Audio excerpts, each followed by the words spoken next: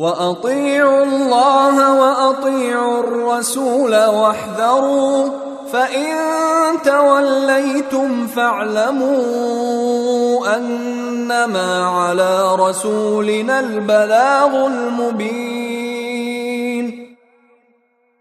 اور اللہ کی اطاعت کرو اور رسول کی اطاعت کرو اور نافرمانی سے بچتے رہو، اور اگر تم اس حکم سے منہ موڑو گے تو جان رکھو کہ ہمارے رسول پر صرف یہ ذمہ داری ہے کہ وہ صاف صاف طریقے سے اللہ کے حکم کی تبلیغ کر دیں۔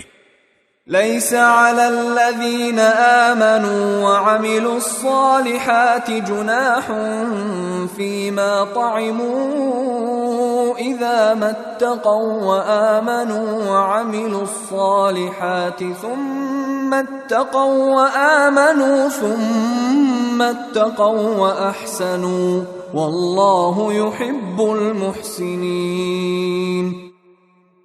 جو لوگ ایمان لے آئے ہیں اور نیکی پر کاربند رہے ہیں، انہوں نے پہلے جو کچھ کھایا پیا ہے اس کی وجہ سے ان پر کوئی گناہ نہیں ہے، بشرطے کہ وہ آئندہ ان گناہوں سے بچتے رہیں اور ایمان رکھیں اور نیک عمل کرتے رہیں۔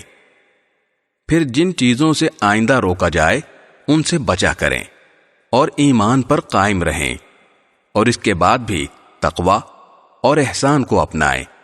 اللہ احسان پر عمل کرنے والوں سے محبت کرتا ہے۔